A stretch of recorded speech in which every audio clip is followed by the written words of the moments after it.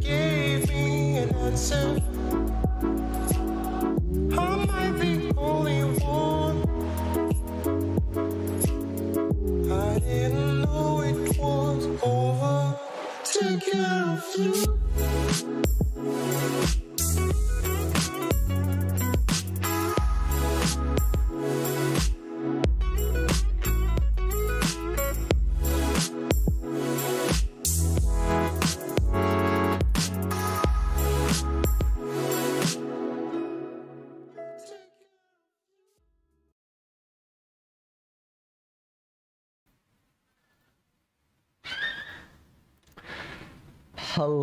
Hello. Welcome everyone to our amazing live stream today. I'm so pleased to be able to present a special guest from our community today, Mano. Mano has been an avid, contributor and also very just strong engagement and enthusiasm that he brings to the community. And Mano has been able to talk to us a lot about how he's been able to upgrade the meal tracker for his own use cases. So I'm actually really excited today to have this chance. We've been talking about this, Mano, I think for a month, 2 months. We've been talking about this for a while now. So I'm actually really excited to have you on, man, and have a chance to learn from you too about how you think about food, about meal prepping, about meal planning, recipes, all that stuff. But let's get the audience to learn a bit about you, who you are, what you do, what's your interest in this. Take it away, please. Thanks, Conrad. Yes, I recently graduated in philosophy, and I've been using the CoX3 or your system to really up my productivity, and it's been really helpful. And I use it a lot as well to really up my cooking and to get better at planning my meals. And I hope to share some of the tips that I gathered to the community. Amazing. And I guess my first question is, what does the current meal planner do for you, and what do you think might be missing that's we're looking to build today?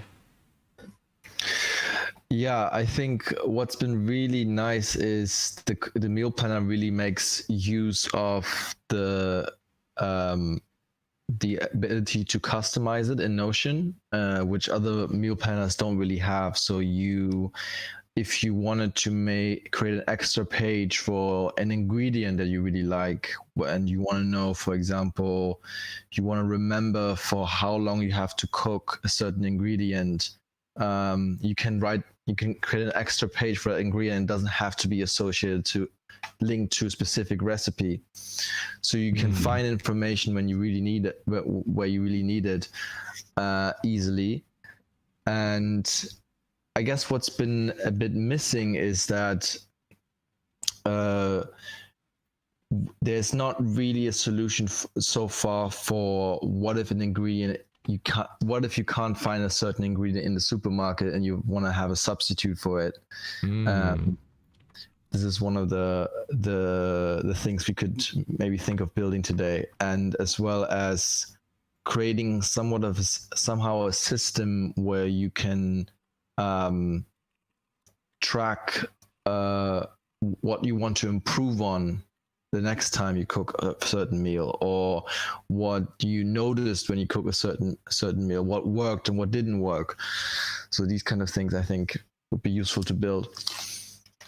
Of course. And so I guess we can talk a bit about why and the what's, as we usually like to talk about in our live streams as well, right? Just to really put together the whole picture, help our viewers today, our audience, our community members understand what we're going to be talking about and why they should care about it, right? What are we going to achieve during this conversation, during this build, so that hopefully everyone can resonate a bit with it and also add in their own inputs. I'd love to hear about how you think about recipes and meal planning and how you normally put together a grocery list, because the whole idea here is that we want to optimize for productivity. We want to optimize for being able to easily see everything that we need to know about our meals and what we want to eat and how we're going to cook it and where we're going to cook it, so on and so forth. So it's going to be very exciting, guys. I'm really excited actually for this one.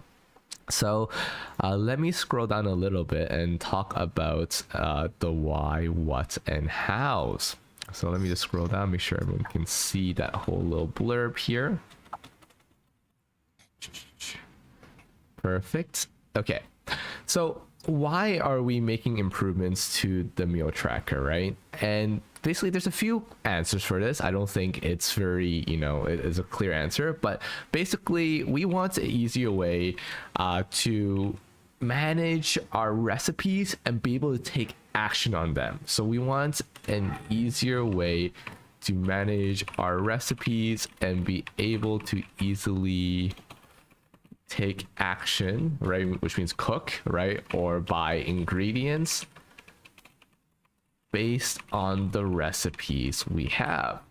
Another thing that we really wanted to do, and I think Anne's in the community and is, we've talked about it from time to time, is how do we create like a community recipe box that we can all contribute to within our family and then add to it so that we have like this huge thing where everyone's throwing in like grandma's favorite recipes, they're throwing in their favorite soup when they feel a bit ill, feel a bit down with the weather, stuff like that. I think is really cool. So definitely we want to be able to share our recipes with family and community. Mano, is there anything you'd like to add for the why? Anything else that would resonate with you today?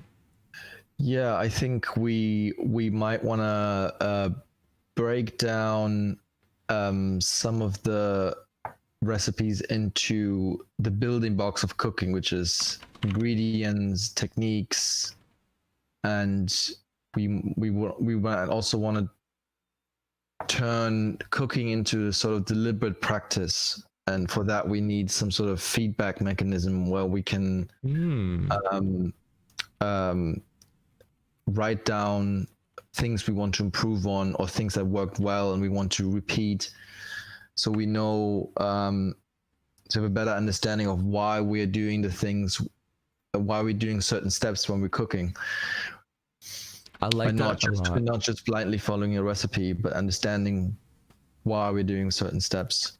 We want to understand why we do certain steps in cooking so that we can be intentional about understanding the craft behind the recipe. I think that's actually very true. A lot of people are blindly following a recipe, and myself included. I mean, don't get me wrong, I'm not anywhere near your level, I'm sure, for cooking.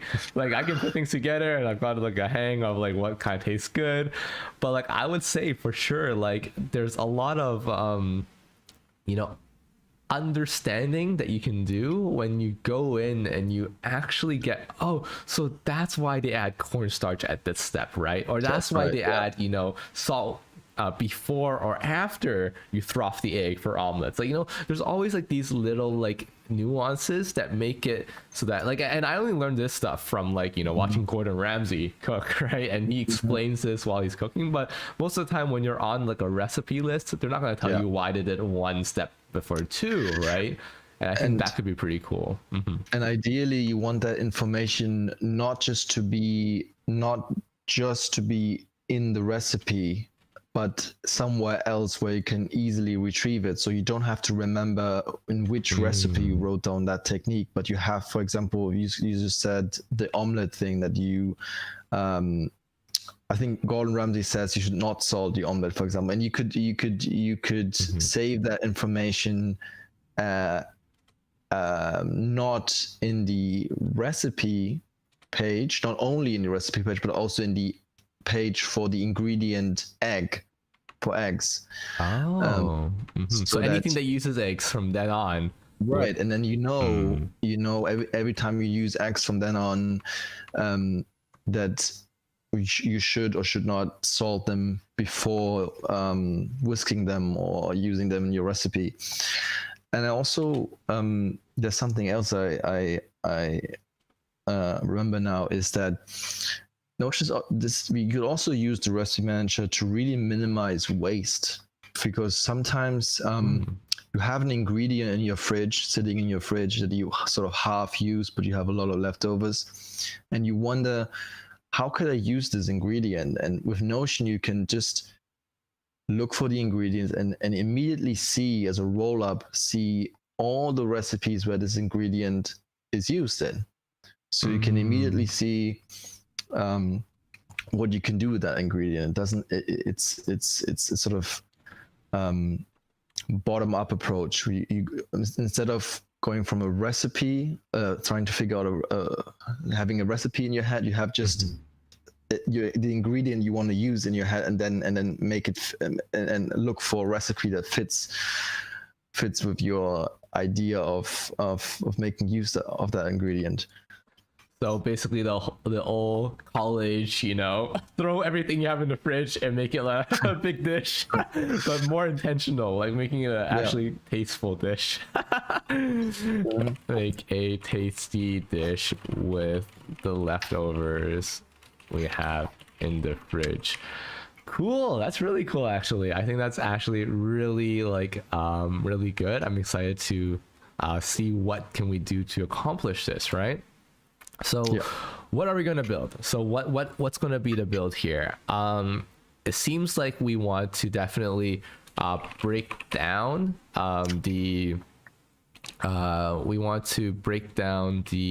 well, actually, let's talk about outcomes. What's the outcome of this, right? The outcome is that we want to have,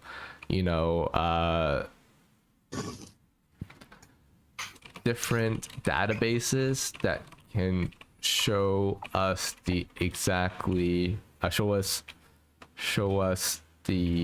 different building blocks for cooking, perhaps even a cooking log that can display what we liked about our dish and what we can improve on. And then we might want to talk about ingredients, or actually a way to see our ingredient substitutes options, right? We would perhaps also want to make our shopping list so that we minimize time spent walking around the supermarket looking for our ingredients, but have it ordered in a certain way, so that, for example, all the vegetables come first, then dairy products, and so that we don't go from one aisle to another. Oh, wow. Wow, I like that a lot. Oh my gosh. So like a grocery list that can categorize by aisles, right? Oh my gosh, that's amazing. So when we shop, we don't have to wander around the entire store. The entire supermarket. That's nice. We have Anne that says maybe who likes which dishes, like if we want to remember like our loved ones, like what do they want to eat, and what would make them feel particularly happy, right? Yeah, we could even, because sometimes a lot of people connect a certain dish to a certain memory, like to connect that to a certain memory. So in the cook log, there could be even like a section where you write down a memory you associate with having cooked that dish. Say you cooked it for Christmas, and then you not only write down what went well, but you also write down, the context of when you cooked the dish, and with whom, for example, or if you want to remember that. Maybe you got a really nice compliment to your dish and you want to write that down, something like that, something make it more emotional. Wow, that's actually very deep. I like that a lot, and I'm just trying to. The applications of this are endless, actually. Like, if anybody has food as their love language, I mean, you should be listening right now. This is how you're gonna get into your loved ones' hearts for sure. Okay, amazing. All right. So then let's talk about the how, I guess, right? What's going to be the how? Like, what exact databases are we going to build? What exactly are we going to ensure that our new system will have? So let's talk a bit about that. My first thought that comes to my mind is that we would need. So let me just do this. Scroll down a little bit so you guys can see. So the first thing that we need is we need to break down our current recipe box that only has all the meal prep meal prep inside the page, and make them relational databases instead. Is that what we want to do? Just to confirm, like, do we want to have that in a separate page? Like, what will be inside the recipe box then? Like, how do you imagine that to be? Like, that's the only one that I have a problem with. Everything else I think is very clear. You mean inside a recipe? Yeah, well, you would have a template where you break down. So I usually have one section that says why it works, and I take and then you can write down some notes, and it could also be a linked database. Like, you could also then link to a technique database where you wrote down some of the techniques specifically. But it could also just be general notes about that recipe itself, like maybe you think that recipe works particularly well because it combines acidity and sweetness, and you really like that combination. And then it goes to, and then next heading would be ingredients, right? And then prep, and then directions on how to cook it. And then at the bottom of the page would be a linked database to your cooking log about that specific recipe. The cooking log that's filtered for that recipe. I like that. I think that could be very doable. Okay, so let's talk about the database for a cooking log. So what kind of properties would you want to track for that? You want it relational to a recipe, of course, and you want to have maybe for sure 2 sections: what works and what could you improve on. And I could also imagine a section on maybe called moment or something like that, where you write down memories. Yeah, that's a good one. Yeah, you want some memories you want to associate with the time you cook that dish. Really nice. And then for our next one is the ingredient substitutes. So this is going to be ingredients substitute. I'm curious though, would this be a separate database? Because it reminds me of something we did in the language database for our learn a language sessions, right? We did something like synonyms. You know, you can see like these are similar words, right? Or similar scenarios that you might want to practice together. So it's just something similar to that. Like, we're making synonyms, right, for the ingredients we have, for, like, you know, what can you substitute? The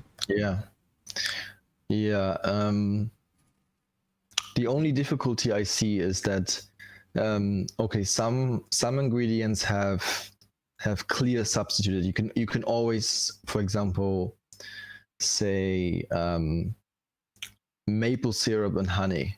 You can probably always substitute one for the other, but sometimes what you can substitute depends on the dish, and it's not just an information. It's not just a general substitute. It's a substitute that can only work in this dish because it's, let's say,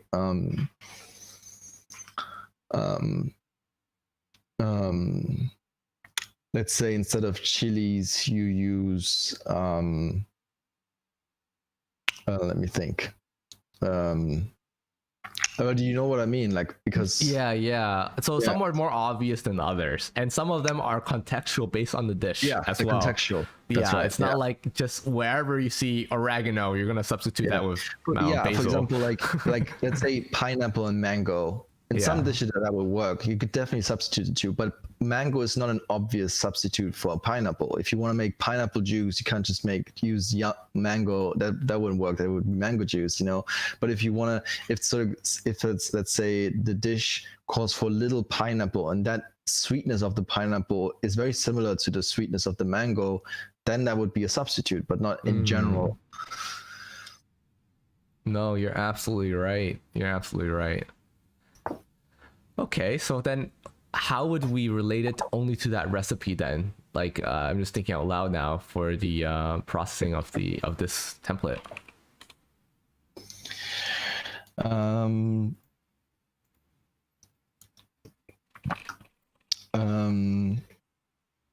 So one way I've done it, and it's a very imperfect way, but I have when there is a substitute or an alternative, I have added that ingredient to the recipe in parentheses. So I know on my shopping list that this ingredient in parentheses is actually not a main ingredient, it's a potential substitute. And that would be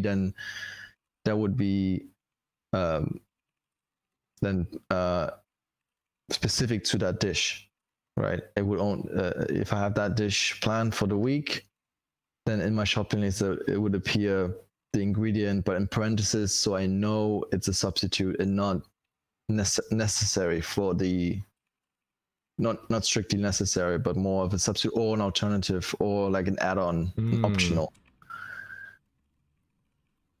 Okay, so my thinking here then, and let me know if I'm right or wrong, basically is then we would have even a filter for which recipe that you're working on, and then that would also filter out, like it's almost like a so it will be only sitting inside the recipe itself, and then it's going to filter on two things. If it's this recipe and it's this ingredient, then show this thing. Show that this is what we can substitute in here. Okay, so this is per recipe. We'll think about that as we get there. I think that'll be interesting. Yeah. Okay. A shared community recipe box. This one's super easy. Basically, we're just making a shared version that of our recipe box. So this is at the end that will have relations into all our own recipe boxes, our own meal planners. The grocery list that can categorize by aisles is very interesting. I think that's very simple as well. You can also add I don't know if you already have it, but maybe a pantry option. So if you have that ingredient in your pantry, there's no need for it to appear in your shopping list.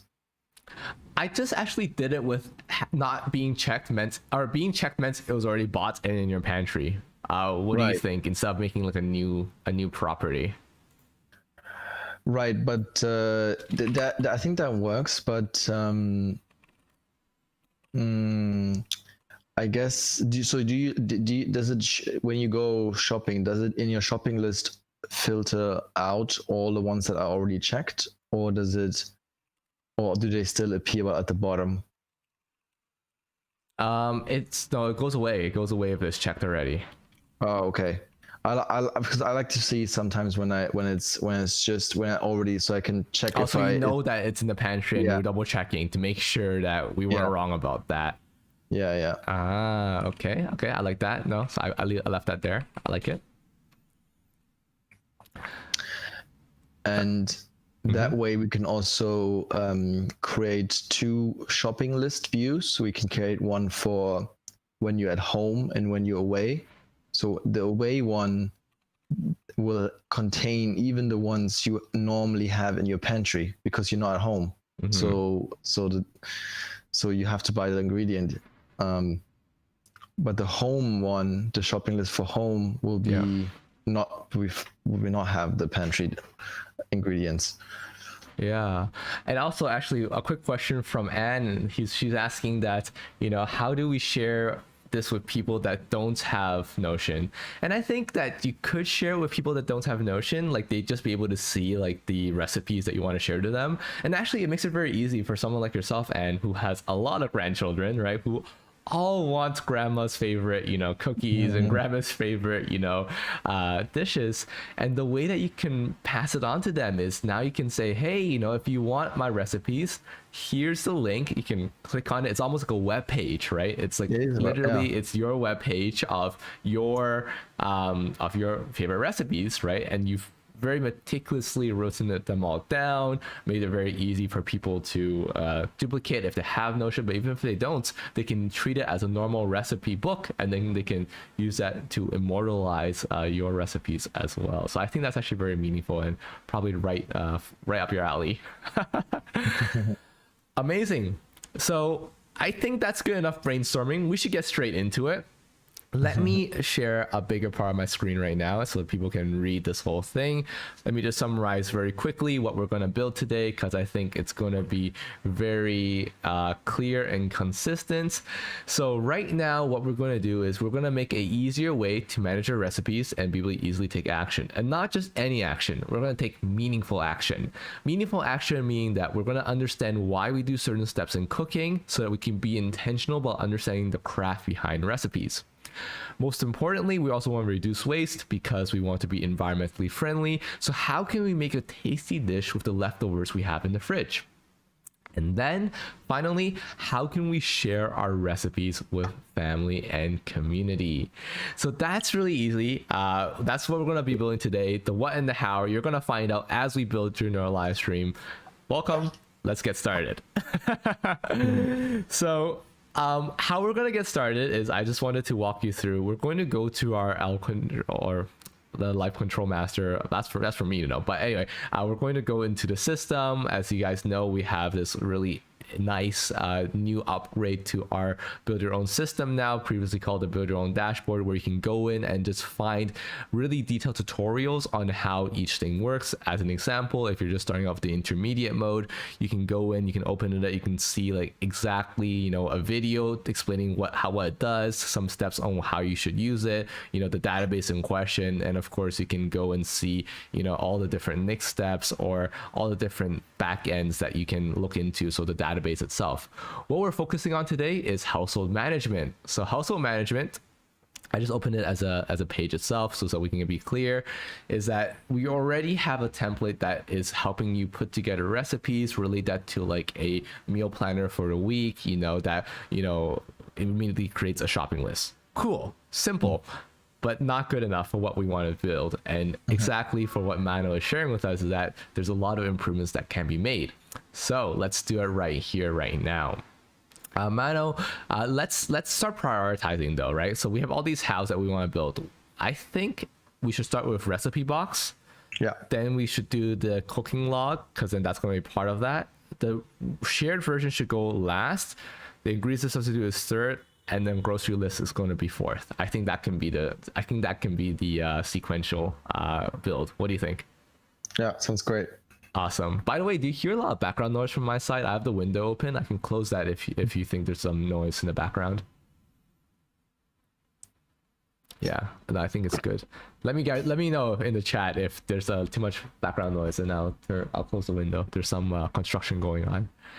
Anyway, so right now in the recipe box, the template looks kind of like this. Let's say I'm opening this up. We have ingredients on the left, directions on the right, a link to whatever wherever I found this recipe online at the bottom. Now, Mano, you had some cool ideas. Can you walk us through how you would redesign this? Yeah, so the first header I would put is why this works. Okay. And what kind of content would you put there?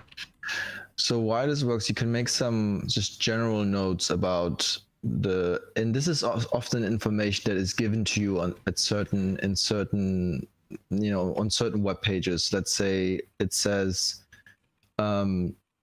this dish is great because it combines sweetness and acidity, or it has this, or because it introduces a certain technique where you roast your vegetables instead of just instead of just sautéing them in a pan, for example. This dish is nice because it combines the perfect, acidity and Yeah, the perfect balance between sweetness and acidity or something like that. so usually you would already have that in the recipes that you're looking at. Make sense? Okay. Yeah. Now we'll have a tasty emoji. Oop, what's it, tongue? What's that yummy emoji? There you go. So this is why this works. Awesome. Okay. Next. And so one possibility would now be to their link to a database with the techniques for this dish, or you just add a property above with the technique. Is a technique recipe dependent or is a technique ingredient dependent, or both, right? It's both, yeah. Okay. So we need a technique database now then, would you say? Yeah.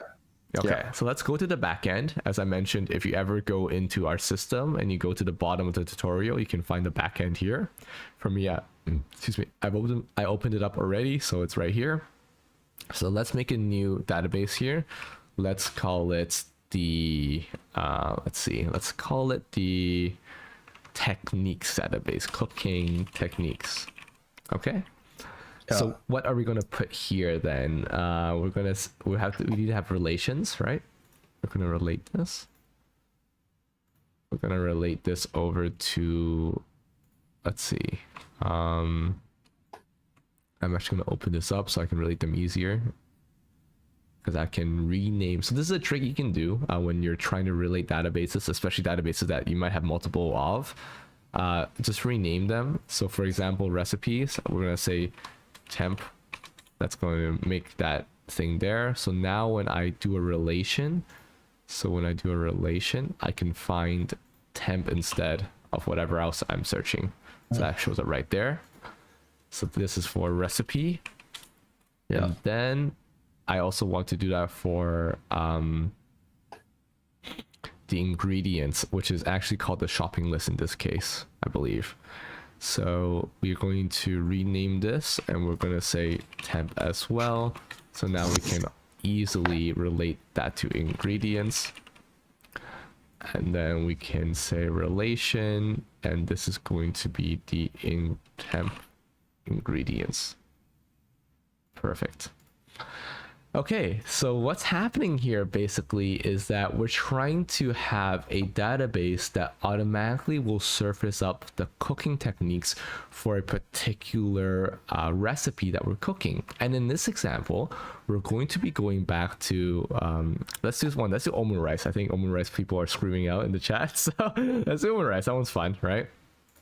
So actually, let me just copy over what the work we were doing here, just to make sure that we can be consistent in what we're doing.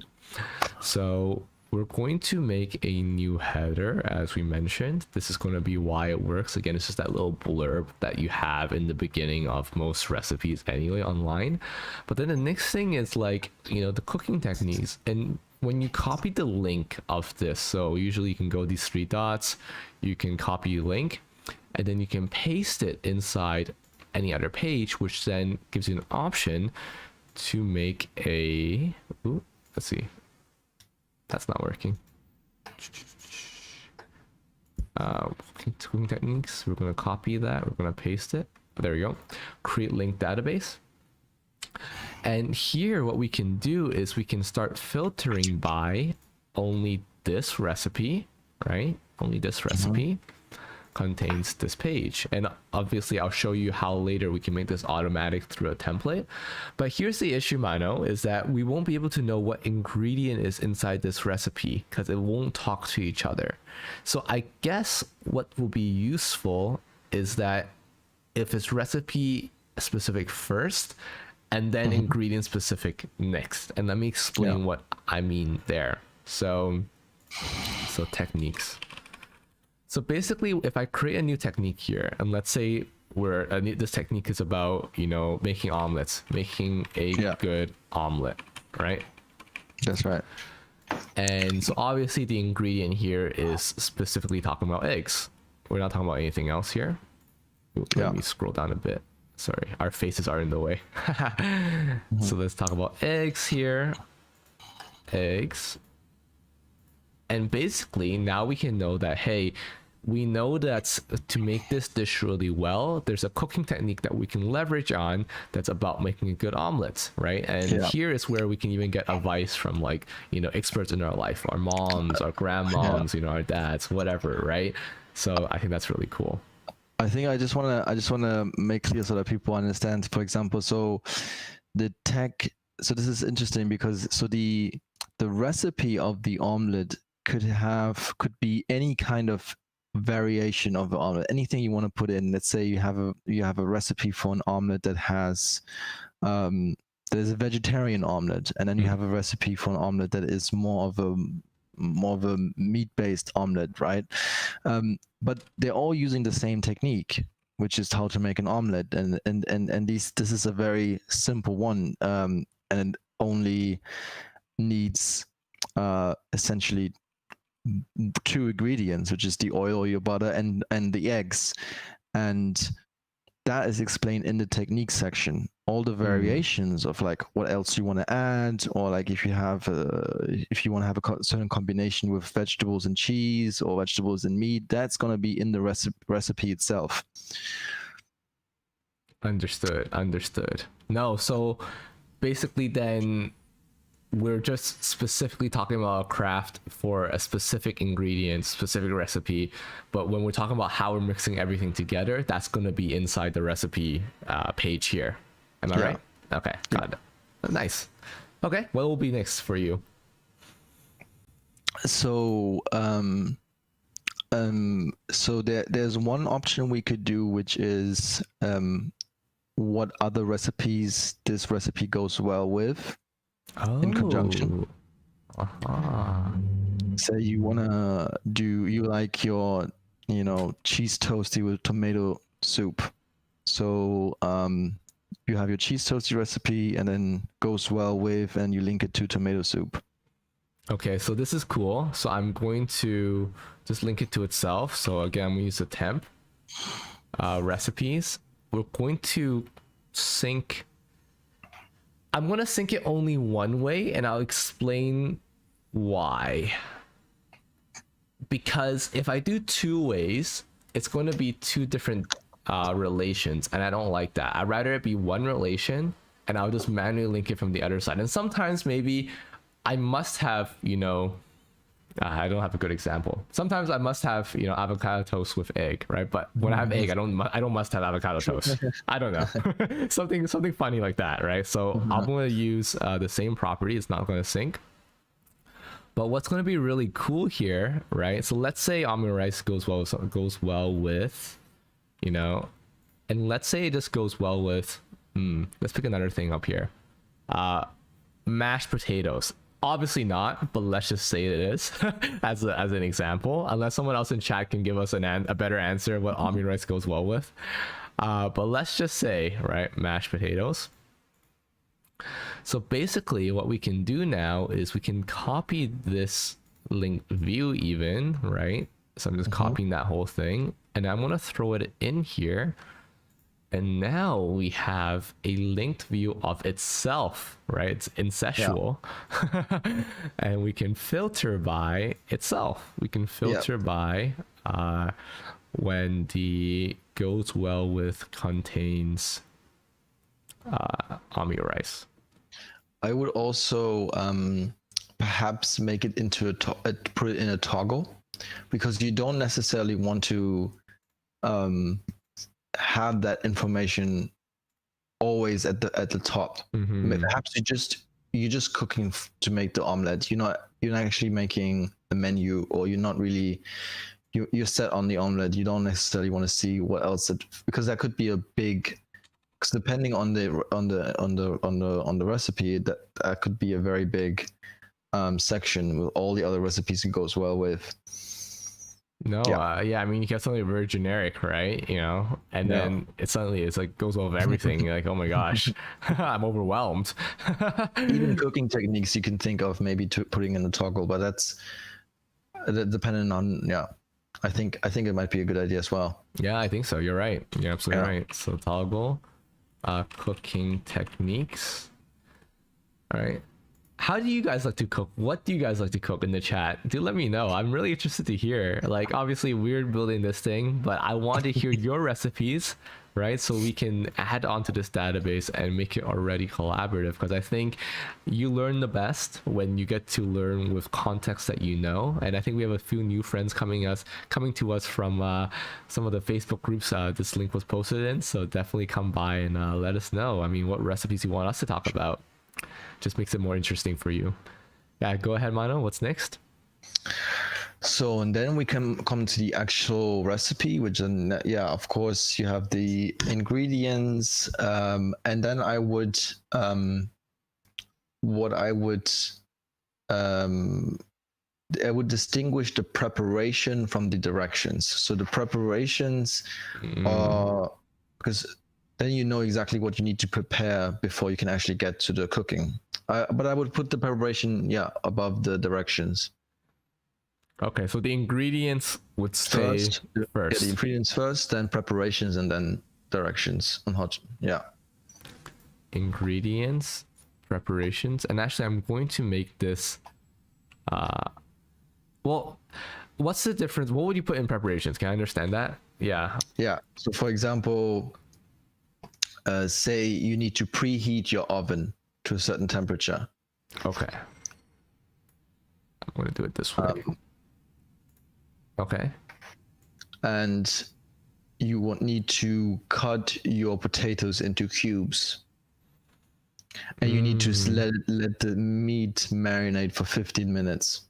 Something like that. So for example, here we have chopped the onion finely, cut the chicken. Yeah, These are all things because- that you would say are preparations and not actually cooking. Yeah, it helps you. Yeah, it helps you do the preparations first before you go into the actual cooking, and that makes it much easier to then, and much quicker to then do the actual cooking if you get everything already chopped and marinated.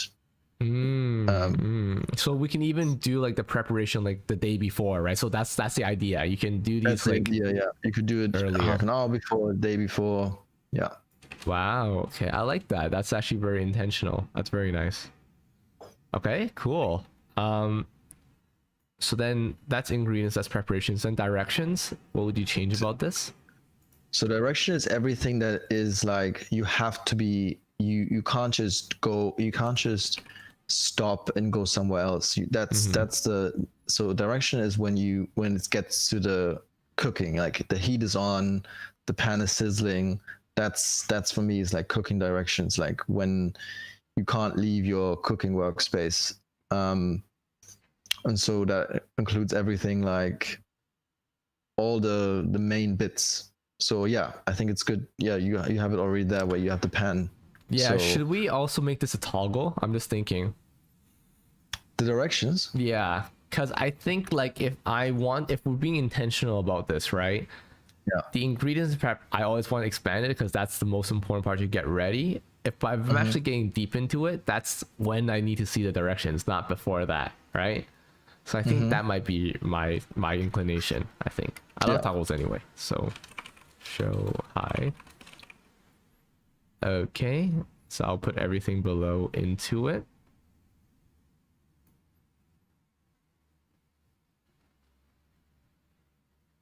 Perfect.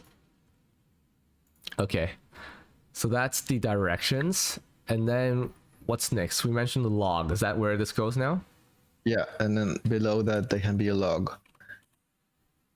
Okay, and this is where we now again go on and make that database. So here we can make a database. We're gonna make a page, and then we're gonna call it the cooking log. And we're going to make this a table. What would be the properties for this log in your opinion? It would be linked to a recipe. And there would be a date. and there would be what worked well, what can I improve on, and memories for those who want to connect it to a certain memorable event. Obviously, you don't have to do that all the time you do an omelet, but I cooked one omelet today. It was awesome. I did you write that? No, I was thinking of making the memorable event the title, just because I mean it's a text anyway. So we can be like, cooking for mom, cooking for hubby, whatever. And but then, so what do you think if someone says, okay, there's really no memorable event. It's just, do they kind of just leave that empty and just put the date in? oh, yeah, but then the issue, I guess you can just put the dates, right? If they have no memorable event, just put the dates. So we'll repeat the dates. Yeah. The issue is that you must have a title properly, so that's why. So what I usually do then is I write, for example, Saturday, and then the next section is the exact date, just to avoid not having just so that I can have a title, because I need a title. Of course, no, that's good. And actually, I'm scrolling through the build your own system because I want to get to the relationship management. I'm going to integrate my network into this as well, so I think that's pretty cool. So I'm going to integrate this again, like before. I'm going to call this temp, because we know that we're making changes right now, and therefore it's important for us to do it like this. So we have temp. I want to see my network. So this is the person that we cook for, right? If you cook for someone, and again, it's all optional. I mean, we're not saying that you can't cook for yourself. You should cook for yourself. Or day of the week, right? Okay, cool. Great. So what we can do now is come here, paste that linked database as we mentioned. That's how we can get things in. Should cooking log also be show hide? What do you think? I would also put it on toggle. Yeah. Okay, sure. So cooking log div.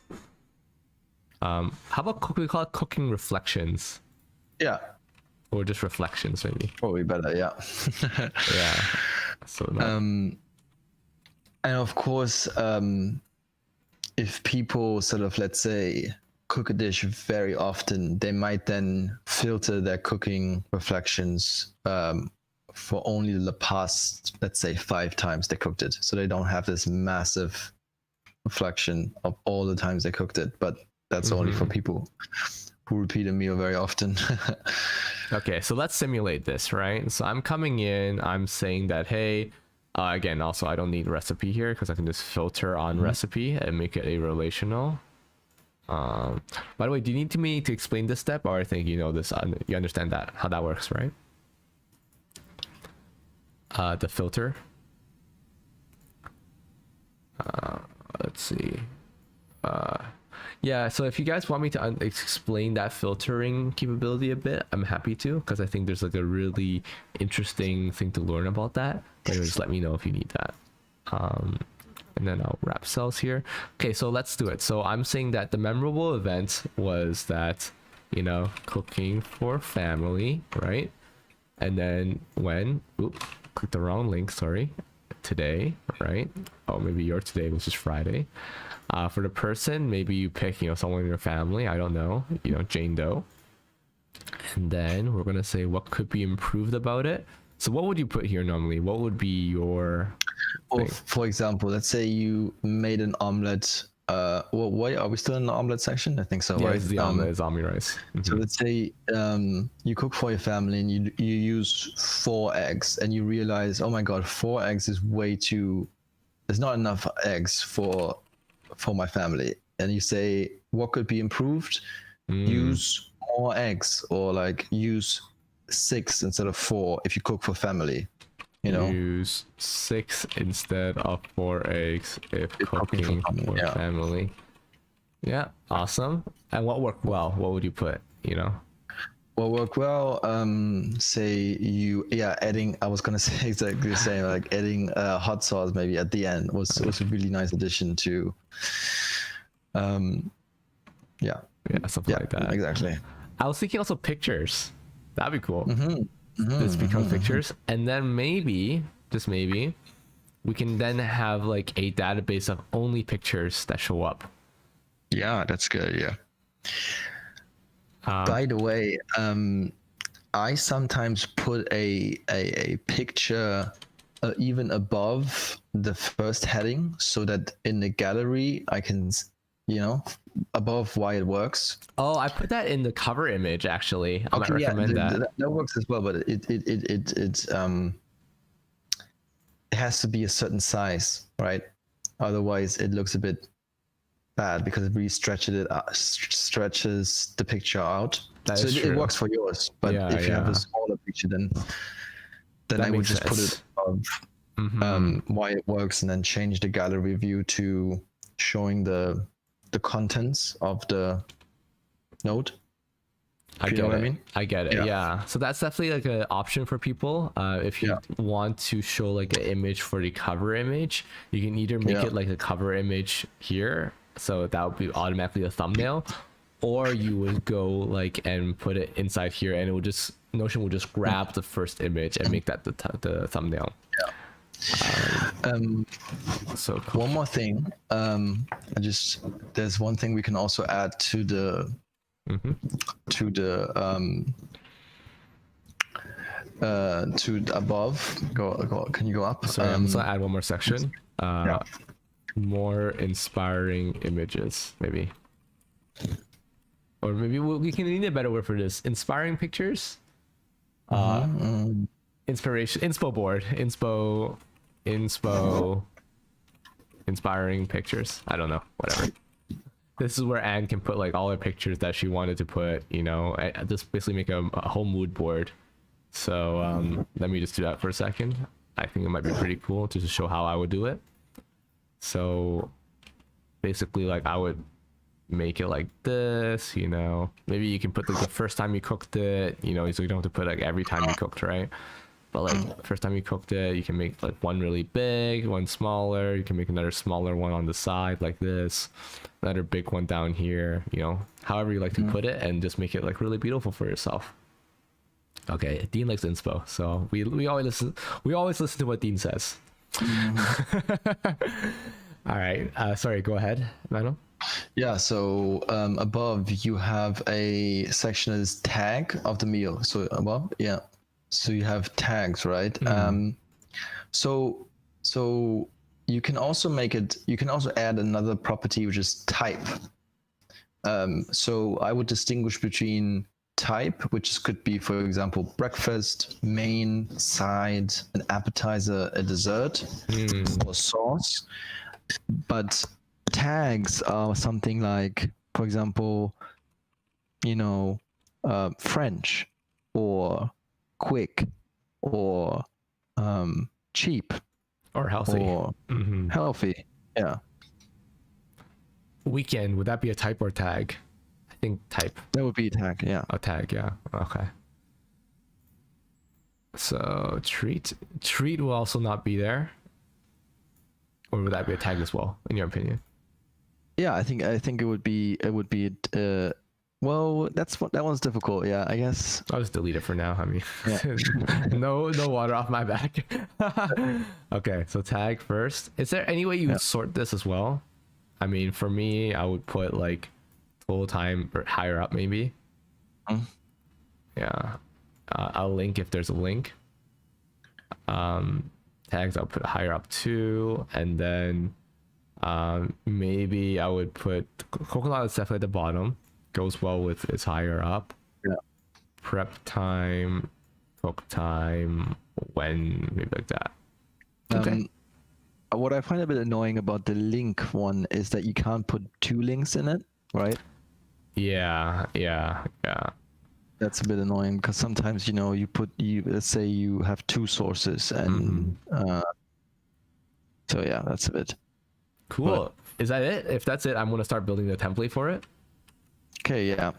Cool. So I'm going to now help. So this is, guys, this is how you build templates, okay? And this is where I'm going to share, like, this is a really cool implementation that you can do in Notion. So just keep on watching and let me show you what it's all about, okay? So basically what we're doing here is that these are cooking techniques, right? But right now it's filtered to omurice because that was the omurice example. If instead I filtered to meals, right? Then immediately I'm filtering based on the template itself. So whenever I create a new version of the template, automatically this will filter on whatever the template it is. So I don't have to keep doing the filtering property anytime that you need, at every time that you want it. So that's something that's really meaningful to me. I also like adding a little icon to here so that like whenever you create a new one, you'll have an icon. It'll remind you to change the icon if you haven't done so already, right? So that's meals.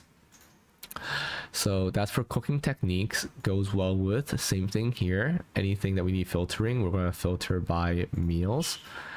And then we're going to obviously have new ingredients here. So we're going to just put like a little bullet point. For preparations, we're also going to delete all this stuff and we're going to make this a numbering system instead. Yeah. And then preparations gets dragged to the side because I like making columns, and you guys can also consider columns as well. Directions, I'm going to delete everything in here so that you can put it yourself, because again, this is a template that we're doing. So we're deleting all of these, and then we're going to do number 1, and we're going to just untoggle that. For reflections, same thing, right? We can, it's another database, so we can now filter, and we can say this filter contains meals instead. Now I also want to show you guys something. Before, when we just made the filter, we actually never selected the recipe, right?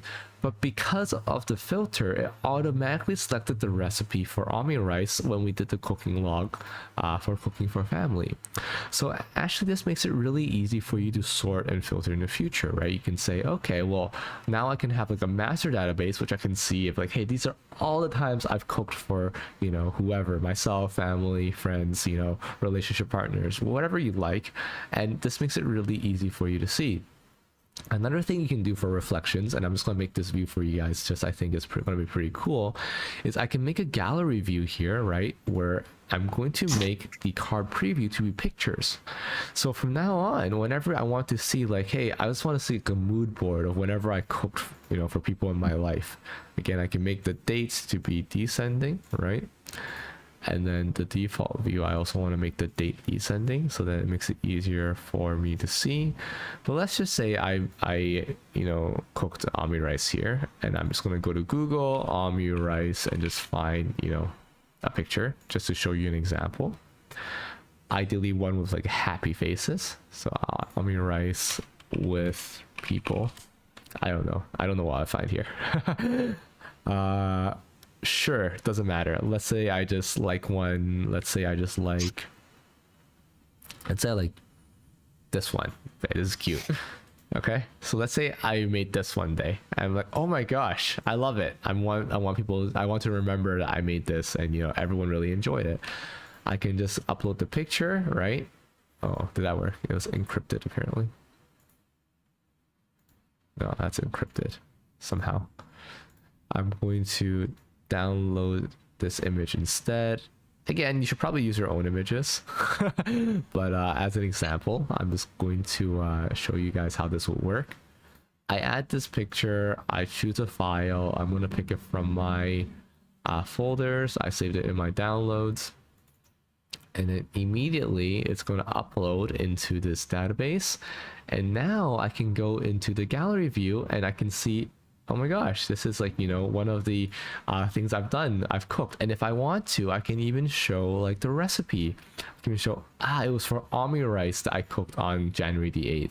And, you know, I cooked it for family. So in the end, you can like have just a really beautiful reflection, you know, just a summary of everything that you've cooked, you know, from the start of whenever you start this database, right? And again, it's completely free. We'll give this out at the end of this live stream when it's all built. So yeah, I mean, that's just something I wanted to share. I think it's pretty cool. Yeah, Mano, back to you. What's next to improve? Yeah, I just wanted to add something to perhaps some people find why it works. Perhaps they're saying, well, I don't really know why it works, or maybe there's not enough information they know about the dish to add something there. So perhaps we can rephrase it a little bit, because you could also write something like context of the dish, right? If there's, for example, if a dish has a really interesting history. So maybe this could be like general information, or I'm not sure. What do you think? Or I or think do you just general information is good. Like, I think it more like, how do you sell it to people? I think that's like, it's like, so normally, like, if I'm trying to say like, hey guys, let's cook something, right? Let's cook, whether it be black cod or like steak or whatever. Like, they need some kind of selling. I'm like, oh, let's cook this because it's like the perfect balance between black and black. And they're like, oh, let's try that. It makes a different conversation. So I think that's pretty cool. Yeah, so I think that's pretty clear, actually.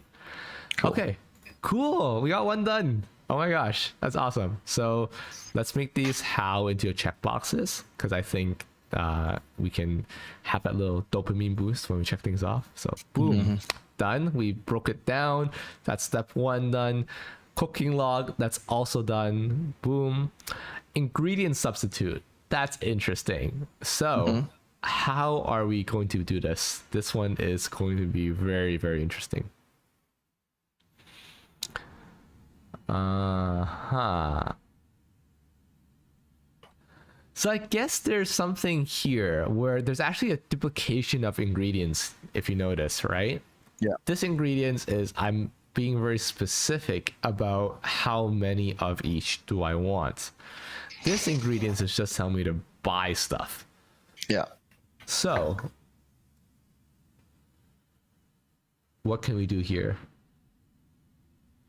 I'm just thinking out loud, right? But I'm thinking that I'm going to copy this recipe database, or this linked view, and I'm going to throw in the database, the linked view here, and instead I'm going to link it to the ingredients. And I'm just spitballing. I think it might work out. I might not. We'll see. But if the ingredients contains omurice, I want it to show up. So, hello, please show up. And I'm thinking that actually I'm going to make it into a list view. Okay. Oh. Wait, no. Sorry, wrong way. I want to get the ingredients one instead. So I want to take this shopping list temp, and I'm going to put it into the omurice. I'm going to put it right here. I'm going to paste this. And by the way, hi Aisha, good to see you. You like to have another view of ingredients as inventory when meal planning, so you can what you can see that you have on hand at a quick glance. That's exactly what we're going to be building at the end of this. I think you and Mano have similar ideas, so you're great. Awesome. So, and actually I guess we can build that together in this moment, right? I think that's a good idea, actually. So we're going to filter. We're going to say I'm going to not worry about this right now. I'm just going to make a list view. And this list view will filter only on the... Oh, no, I think it should be a table view. Sorry, I think it should be table view, and I'll explain what that why in a second. I'm going to filter this on omurice. So meal contains omurice, just again as our good example here. And then we're going to create a new column called substitutes. Okay? And this substitutes, I'm thinking of not making it smart. I like not making a relation. I'm thinking just to make it text. What do you think? Yeah, that's a good idea. Yeah, so I think that will simplify things. Select, I think. Oh, so pantry. Oh, you're right. Yeah. An aisle. I was a select. Yeah. Oh yeah, and then aisle. I guess we just build that whole thing now, and we'll explain why. we're context switching right now, which is not so good, but yeah, it's fine. Okay, so basically what we're building here, right, for anyone who's getting lost, and maybe before I explain it, Mano, what are the substitutes perhaps for any of these things that you can give on the top of your mind? Right. So, I mean, cheddar, we can think of a different cheese in that category. For example, in England, you have red Leicester, which is very similar to cheddar. Okay, red Leicester. All right.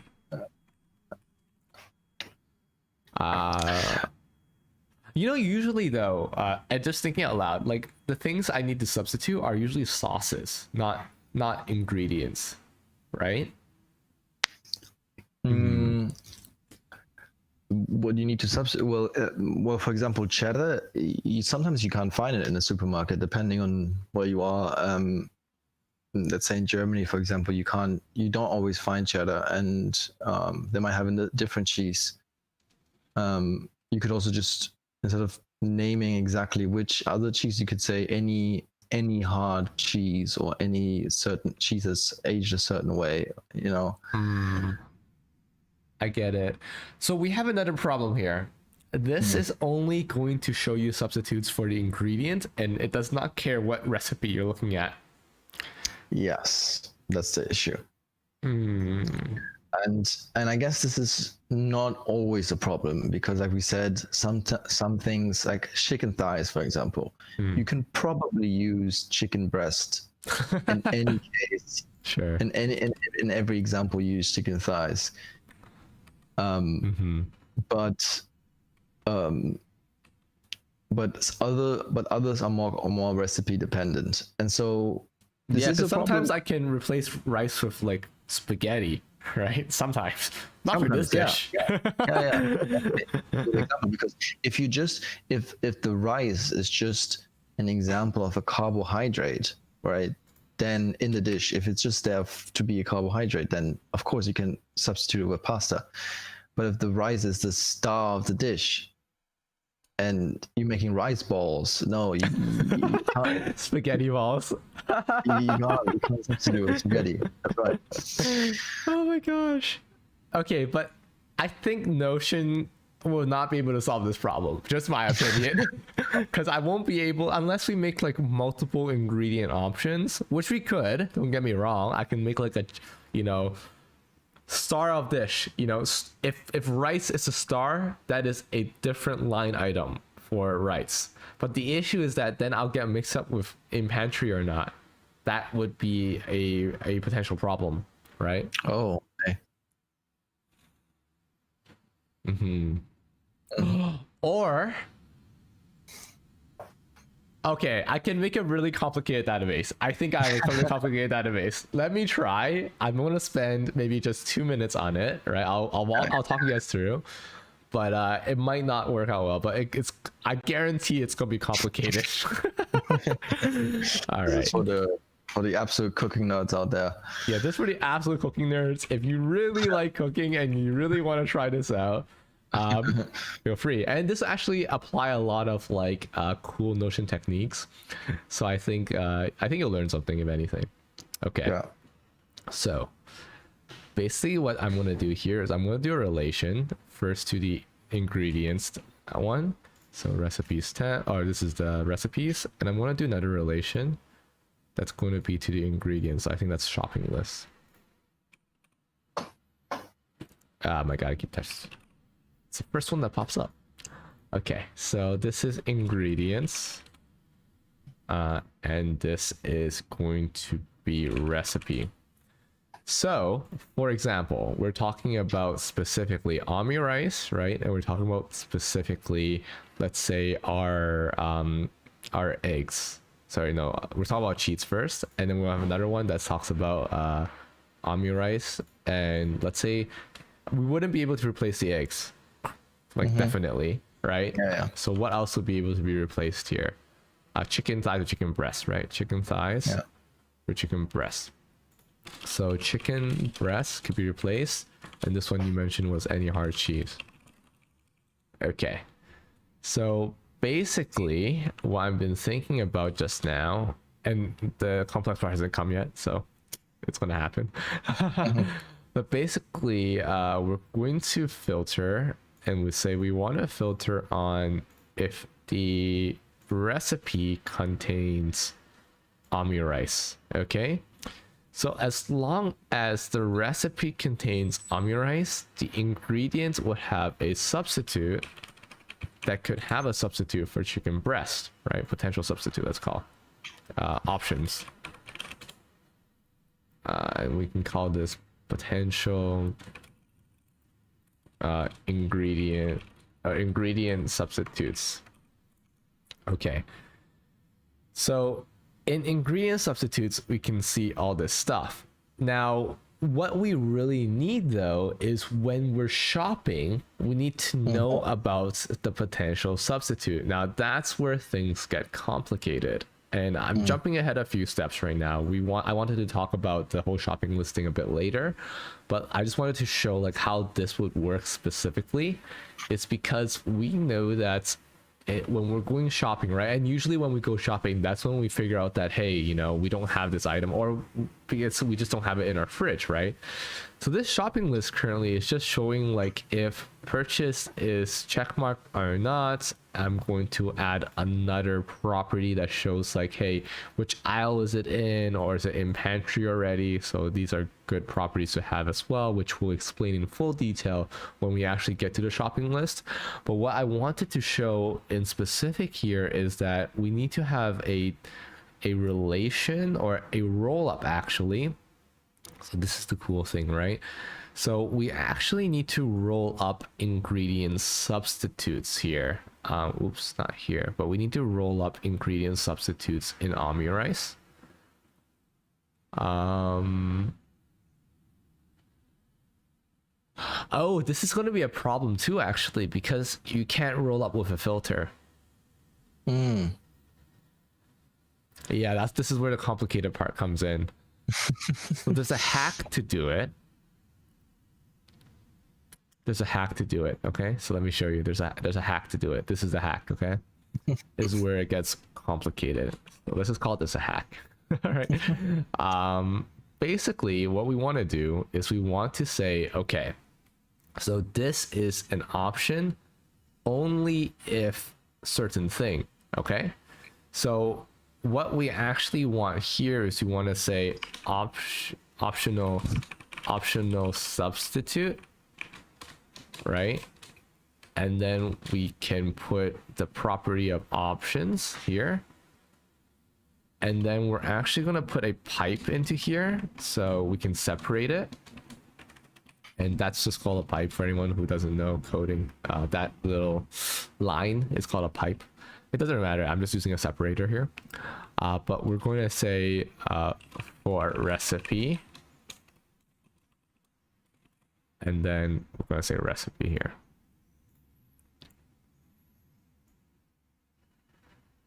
Oh, okay. Right, and then we're going to say here, so now for the hacky part, right, we can go back to here and we say, okay, we're having the meal omurice, right? And maybe we even can put it on the dates as well. Sometimes I like having the date, the day of the week when, so then I know that, okay, I can buy something that's like a little, you know, a little ripe. That's you know, because I'm cooking it almost immediately. If not, then maybe I want to buy something that's gonna last like the whole week, until when I actually get to eat it. But the really cool thing here now is that I can do a roll up, right, for potential substitutes. So instead of having this property here, I can say this is substitutes, and then I can say that this actually will roll up on substitutes. Okay, and then it's going to show me the hack. So this is going to be substitutes. Okay. Options. What is this? What's this one? Oh, techniques. So basically what happens here is that now I can show a property for the substitute options, which is going to show me the hack, right? And I'm going to do a wrap cell. Okay, so that's the only thing here. So actually, if I really wanted to, one more layer of complexity. If I really wanted to be able to wrap that, I can do a substitute option. Let's call this title. Oops, sticky keys came on. Let's call this title. And essentially, I can do a formula here, right? A formula. Just want to make sure that's not okay. A formula that shows me the substitute option. Now, what happens is that I can, instead of showing the roll up, I'll show the formula, which can be wrapped. So Notion has a lot of weird things like this. Like, I don't even know why, but here's the hack if you ever wanted to know.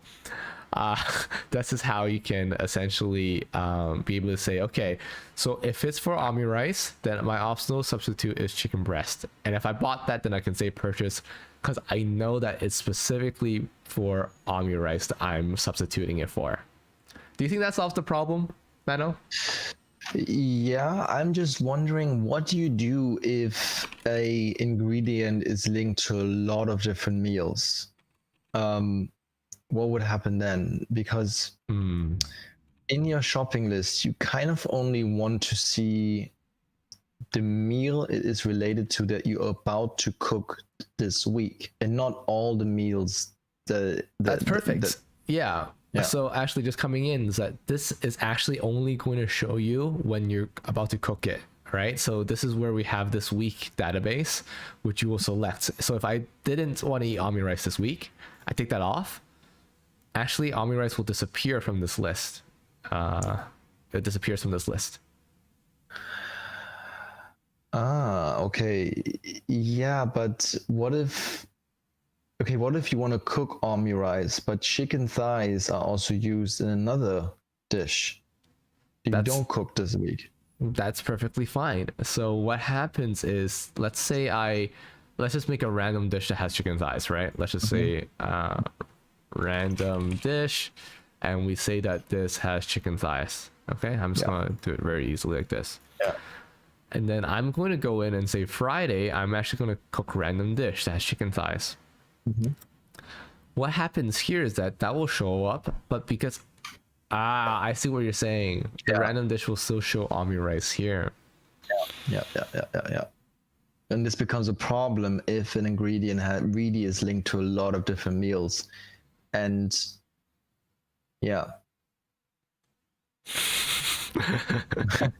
I can imagine eggs being a problem here. Eggs or rice or any kind of carb or common thing. Okay, we can solve this. We're problem solvers here, guys. We're problem solvers. If you guys have also an idea, I mean, please, don't let me just be the one thinking.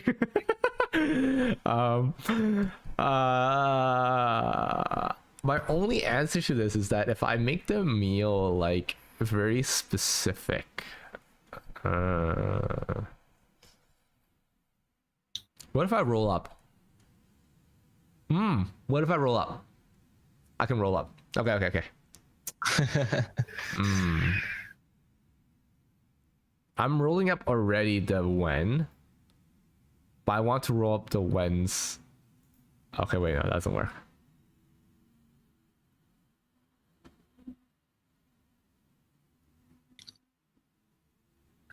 I think the shopping list has to be separate then. From the ingredient. Yeah. Yeah. That'll be the only way. And how would you link the two?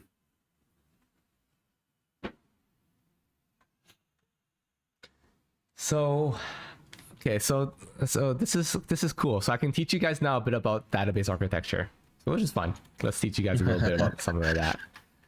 So right now we have 3 databases, right? We have our meals database, we have our shopping list database, and we might potentially have an ingredients database, right? This is potential.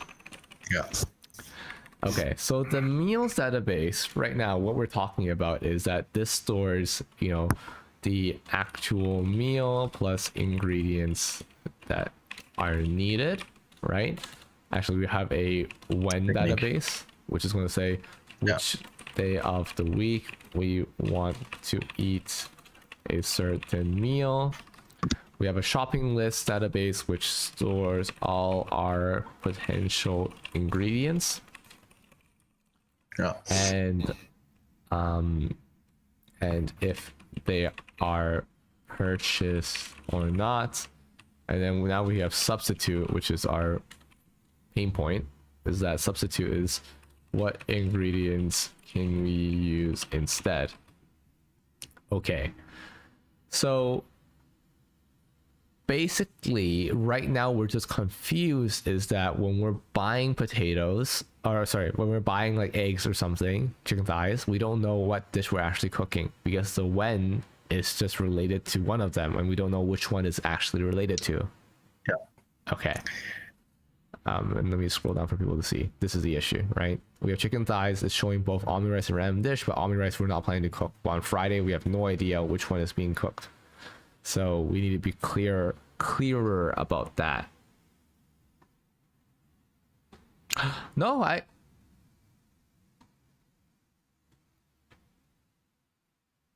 got it. I got it. I got it. We don't need to be so complicated, I think. Let me try. So basically, I'm going to make a second database. This one's going to be about... this one's going to be... Well, I mean, this is already here, right? So... No. I'm going to do it this way. Okay, so let's say you're grocery shopping, right? So the idea is that right now, the idea I have is I'm going to hide this. And I'm going to say, I'm going to filter this only by things that have a meal that I'm about to eat. It's not empty. So basically, I know for certain this week, I am going to cook these dishes. Mm-hmm. Let's just make them small. It's fine. So I know for certain I'm gonna cook these dishes. So like, imagine this is the screen I see when I'm on my phone or whatever when I'm shopping, right? Yeah. I'm only gonna cook these dishes. So therefore, when I see chicken thighs down here, I know it's for the recipe omni rice, which I don't have in my recipe list. So it's fine. I'm not going to worry about the substitute. Yeah, and you could like show the property when in the gallery. So instead of showing it down here. No, well, you can still show it down here. For example, if I see in the shopping list chicken thighs Friday, all I have to do is go up a little bit and check out what I'm cooking on Friday, and I see random dish. Mm-hmm. So are you taking it away from the shopping list, or are you adding it to the recipes? Because I like that idea actually. I would just put it up here because it doesn't matter anymore. Wait, no, but you still want to buy your ingredients with expiry dates in mind, right? No, I get what you're saying. Okay, so you're just duplicating it then, I guess? Yeah. Okay. And yeah, this is amazing because now you can now we can wait okay. And so what would it show in the substitute option? And it would show Right here. but since you're not cooking on your rice, you can just ignore it. You can just ignore it, yeah. Okay. So there's another hack. There's another hack that we could potentially do. But okay, so we're gonna have two problems, by the way. Yeah. The first problem is that when you have multiple substitutes, then what happens? Yes? Mm-hmm. Mm-hmm. So I'm not going to teach this in today's class because I think it's going to be way too complicated, but there's actually a very complicated formula that you can use to check things. So for example, I'm just going to build part of it to show you what it is. Or I'm just going to talk about it. Basically, you can have a formula that checks if the meal you're having is active. And if that meal is active, then we can truncate, which means extract out certain text from a formula, which we have a formula here, and we can extract out everything that's for recipe omni rice. And basically, what happens is that we can then only show the formula part that has to do with whatever you're about to cook. Oh, that's perfect. Yeah, That's perfect. but that's gonna take like an hour to build, so I'm not gonna build that right now. Sorry, but if you guys are very interested, we can make that into a community project for anybody in the community to go and make that upgrade. But other than that, that is gonna be very, very complex. Is there any better way I can write this, by the way, that you think would be looking better? What do you think? I like it the way it is, but Like the way it is, right? I'm just seeing it look a little bit weird. I might do a bullet point instead of a dash. And for me, I'm just gonna hack it a bit. I'm going to go back into the system. I don't know the bullet point thing here, so I'm just gonna copy and paste that. Save time. Perfect. Going back to here, paste that. And then now we can have this. Okay, cool. So we got off track a bit. We went into shopping list, which we shouldn't have. But anyway, that's fine. I'm going to redo this as Omurice. Okay, so let's just get back to basics, right? So what we're doing, ingredient substitute per recipe. Did we solve that? So let's double check the problem statement. The problem statement was if I'm going out and I'm saying, hey, I'm going to eat Omurice today, I'm preparing, and I realize that there's potential ingredient substitutes I could use in case these ingredients, I don't have all of them on hand. And maybe I'll just paste this down here as well. So this is a just in case, like a section for me, right? And it has the right filters for the recipe. Perfect. So that's one side of the equation, and I'm going to copy this so I can put it into the template as well, so it auto generates. But then I'm also going to be able to see, like, these are all the things I'm going to eat for the week, right? So I'm going to say meals to eat for the week plus shopping list. So shop meals to eat plus shopping list for the week. Okay. So then I'm going to do that. And by the way, all the temps will be taken out at the end, obviously. Right now it's just easier for me to tag them with that so I can easily go back to them. And if you want to, maybe temp is less ugly for you, you can do like a star or something, and that also helps you like be able to find it. It's just anything that you want to append to the end or beginning of these database names that makes it easier for you to find and navigate to. But basically, then when I'm actually at the grocers and I'm buying something, I'm then able to see like what's the optional substitute then for certain recipes. So that's pretty cool, I think. Yeah. Yeah. Would you say that's solved for that one? For ingredient substitute, solve problem. Yeah. Perfect. There's one question I wanted to pick your mind on as well. Please.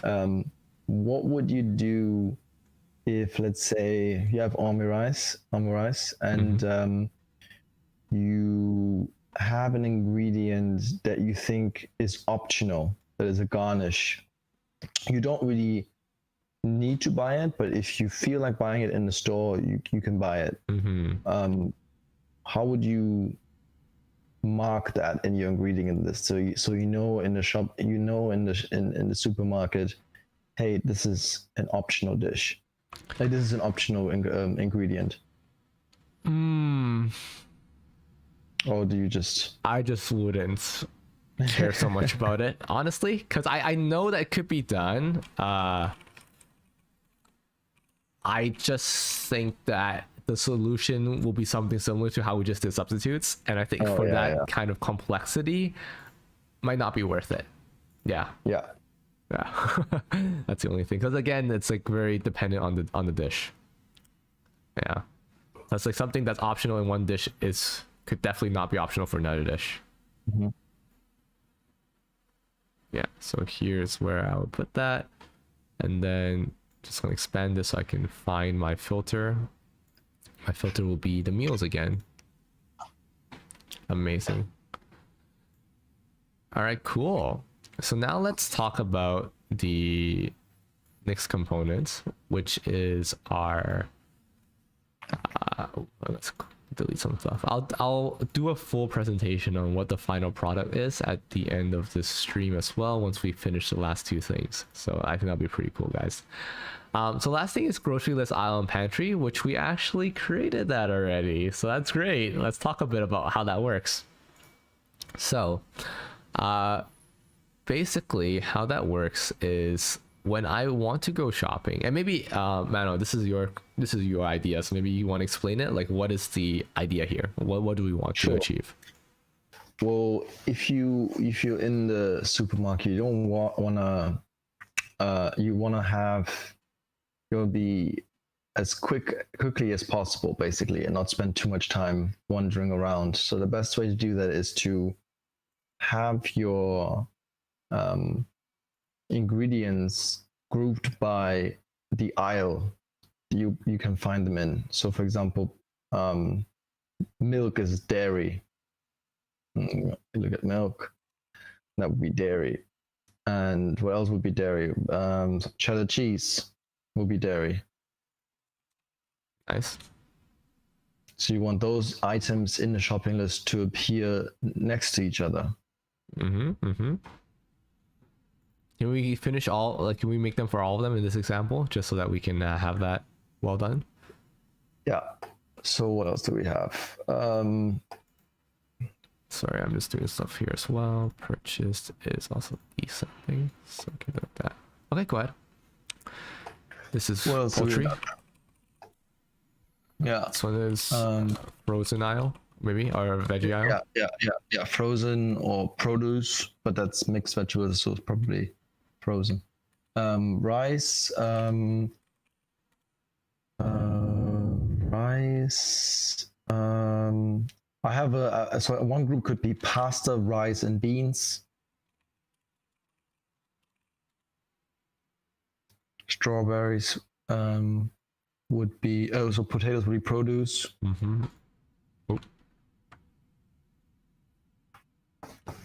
Ooh, I'm not going to filter out purchased. I used to do that.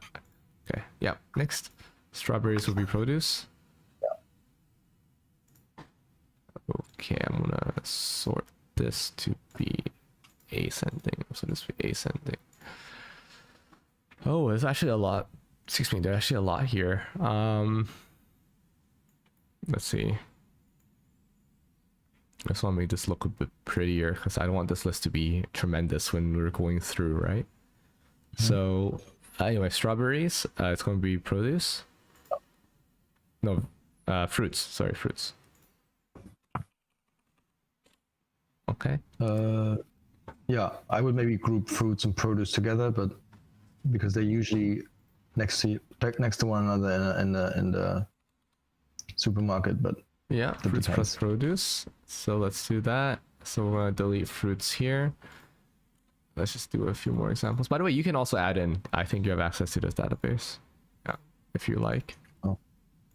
Ginger is fruits and produce. Onions are fruits and produce. Garlic is fruits and produce. Eggs is fridge. Or what's that?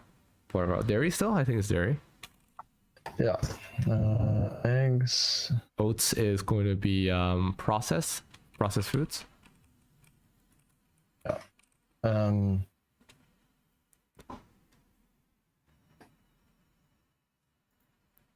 Something like that. Yeah. Blueberries is produce. Sliced peaches is produce. Butter is dairy. Yogurt is dairy. You can have other other options would be, for example, sauces and condiments, or baking goods, oils and dressings, beverages, cleaning supplies. Oh, this reminds me. We have to figure one crucial thing out as well is how do you add something to your shopping list that is not in an ingredient? Yeah, that would be an actual shopping list. This is more like a grocery list, and I think someone had pointed out to me before, and we should really rename this a grocery list, actually. Yeah. But yeah, we should think about that. Sorry, oats and assorted nuts. Where would you put that? So, you could put it on the snacks, but nuts on the snacks, but Okay, I'm also gonna put a star instead to make it look a bit prettier. So star just means we're working on it right now, okay guys? So I think that's pretty cool. So same thing here, we're gonna put a star. Same thing, we're gonna put a star here. Oh, that's similar. Okay, cool. So what did we call that? Sorry, what was oats and assorted nuts? Oh, nuts I have under snacks, but oats I guess under what is it? Is it a baking good? Not really. Anyone wear notes? Oh, grains. Oh my gosh, thank you. Yeah. Live stream to the rescue. Whew. Aisha, amazing. All right, cool. Okay, so there's a few views that we wanted to create, right? So let's do that now. So ads home, check if you have stock, right? Check if you have stock at home. And then next one is check at the grocers. Okay, so my idea here would be let me make them into toggles. Actually, I think that would be much more conducive. So we check if we have stock at home. So this is only going to filter for everything actually. No, right? No. So we're assuming that we've already done this before, and we're assuming that we say that it's in pantry. So basically, it's anything that we said that was in pantry from like last week, and we're saying that is this still in pantry. So maybe last week we had like cheddar cheese, milk, etc. Do we still have these things? If not, then we uncheck them and we say we should go purchase them, right? Yeah, you could do that. Yeah, although I wouldn't for example, put milk in pantry because it's an ingredient that will constantly, you don't keep milk for very long. Pantry for me is more like spices, for example. Oh wait, then I think we have a different understanding of what we're trying to accomplish here. Can you explain to me again, like what the in pantry check mark should be for? For like things that you just keep, like things that are, I guess pantry for me means is a space where you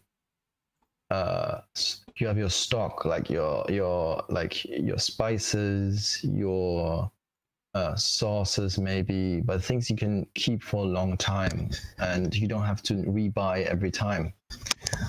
You don't have to, or your salt, for example. Many recipes have salt as an ingredient, but you obviously don't have to buy salt. You don't even want to see salt in your shopping list because you already have it at home. You have it in your pantry. Okay, so here's where I get what you need, and I think we're trying to solve two problems, and we can solve both. It's not a conflict. Mm-hmm. So the problem I was trying to solve was I thought that pantry meant like I already have this in my fridge, and therefore I don't need to buy it now. Like for example, if I already have milk from last week, if I already have Chinese broccoli from last week, whatever, because I purchased them, I have leftover, I'm gonna reuse them. But we could just use the purchased check mark for that. That's fine.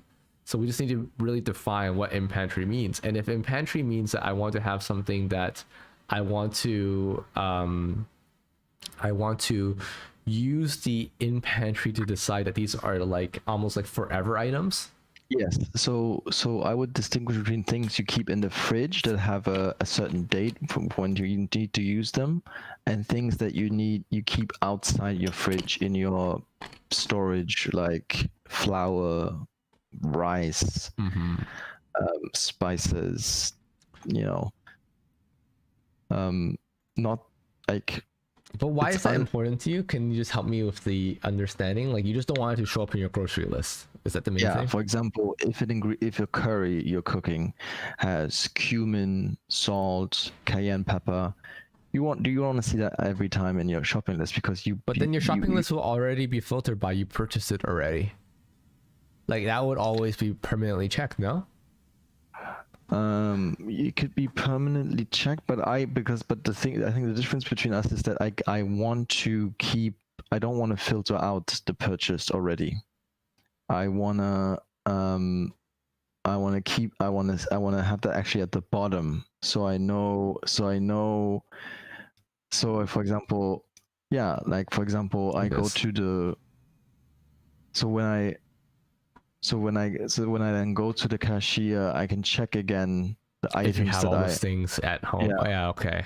Okay, no, I get it. So can we use different terminology? Maybe it will help Yeah. everybody at home understand, because I had confusion. I just don't know if they might.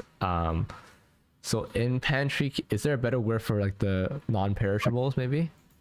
Yeah, or stock, or yeah. No, stock again. I would put everything under stock. Yeah, Okay. non-perishables maybe. So non-perishables just mean that when I check this off. So if both are checked off, for example. So give me an example of a non-perishable, because I don't think we have one here. Garlic maybe? Not really. Garlic powder maybe. Yeah, garlic powder. Soy sauce? Soy sauce for Gailan. Soy sauce. Yeah, that's soy sauce for Gailan. And also another thing that I didn't do was, like, obviously you want soy sauce for these things, but I didn't put them in ingredients, because for me ingredients always meant like actual ingredients. Right. Yeah. Right. But anyway, I get many use cases and I'm fine with that. So I just wanted to share my perspective. So soy sauce, which now shows up here, is actually a non-perishable, which means that it should show up here if it's purchased. So I'll have a new filter here, and this is where it gets pretty cool actually. So we're gonna say when this is not empty, and alternative group, and non-perishables is checked, is unchecked, and purchased is checked. So I only want to see non-perishables when purchase is unchecked. Does that make sense? Did I get that right? Yeah. I think that's right. Yeah. So I let's mean, say I uncheck that, it'll yeah. show up. Sorry, go ahead. Or do you see the ones that you purchased? No. You do see the ones that you purchased. Okay. Yeah. Or okay. This is weird. When this is not empty, or okay, let me think about this for a second. Yeah. Yeah. You don't need the second filter. You don't need to have a group, I think. You just need when non-perishable is not unchecked. That's all. And when any is not empty. Really? I mean, I'll try, but I'm curious that's gonna work, because that means that when I have non-perishables that need to be purchased, they won't show up in the grocery list either. But this is okay. No, I see. But this is the thing why I probably. Yeah, so this is the thing why I put in stock instead of non-perishable, because I see what you mean now. Yeah. Yeah, either way, Yeah. even if you named it whatever, you would still have that same problem. Okay, no, we can solve this with a filter. It's an easy filter. I just need a moment to understand. No, because if you have it in stock, you just put that check mark away if it's not in stock anymore. So then you purchase it based on the perishable. No, I would rather. Okay, so right now then you have two check marks that actually mean the same thing, which means you purchased it, but you just purchased it for a different reason, or you purchased it for a different thing, which I think is just in terms of like the database architecture would be a bit redundant. You actually want one check mark to indicate that it is a certain thing, and then if it's not purchased, then I mean just don't show it. So wait a second. Wait a second. If the thing is that if it's purchased, it's gonna show here anyway, and not purchased, it's gonna not show. I mean, if it's not purchased, it's gonna show. If it's purchased, it's not gonna show. Then why do we even need the second thing? Sorry, what's the use case that you wanted to show up? So you wanted to make it so that you have to you check if you have this at home, right? And you have all the ones that you purchased. from Yes. last week, and you check if you still have it at home. I'm saying that would be very much like you would have to check every week if you have still all those spices Got it. at Okay. home. But you No. don't want to see those because you're gonna have them for a long time. You don't need to check every week if you still have them purchased. But Okay. milk, on the other hand, is something, yeah, of course, like it's gonna run out and then you want to purchase it again. Yeah. So that's why I distinguish between purchased and something that I have for a large quantity at home. I don't need to check it every week if I still have it. No, I completely get it, and I solved the problem. Yeah. So give me a sec. I solved the problem. If purchase is there and non-perishables is checked, then we don't show it. So so we filter if purchase is unchecked. Okay, I think that's a solve. Okay, so and obviously it's still there, and unchecked. Oh no, because this is like this. Okay, I got it. This is the solve. Okay, so any is not empty, and then I just don't want to see non-perishables. Okay, if it's non-perishables, I don't want to see it. I don't want to see it. Yeah. Or I want to see it only when it's not purchased. There we go. So if it's not purchased, then soy sauce pops back into here.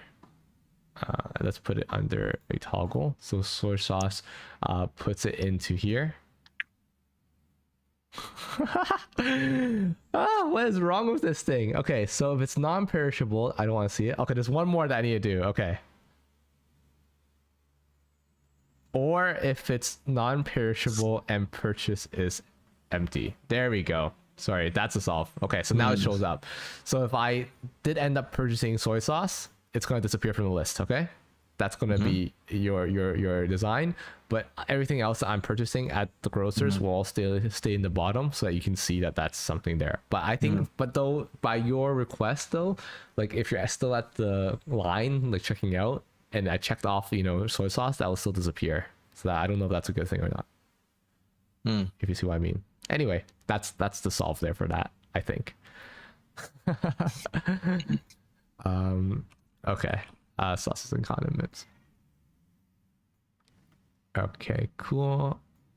I'm gonna have to do some documentation to explain that later. All right, so Shoe Swap Man had a question about, has it been mentioned whether 3 days free meals per day could be easily adapted or included? That's what you've been considering for a build, but intimidated. I think we talked about this before, is that like I would just say put them all in the same meals, but if you want to categorize them by like morning, evening, lunch, whatever, you could, and all you have to do is just make Saturday breakfast, Sunday breakfast, Sunday lunch, Sunday dinner, and just have like 21 entries here instead of 7 entries. That's all you need. Like, it's actually very simple. So just keep that in mind. All you have to do is just Sunday breakfast, Sunday lunch, Sunday dinner, and then you can actually schedule meals for specific times of the day. You can even have snacks and stuff too if you want. Okay. So give me a second, Mano. I'm just going to document this so I don't forget. Check if you have, not stock at home, check if you have if you need to purchase again.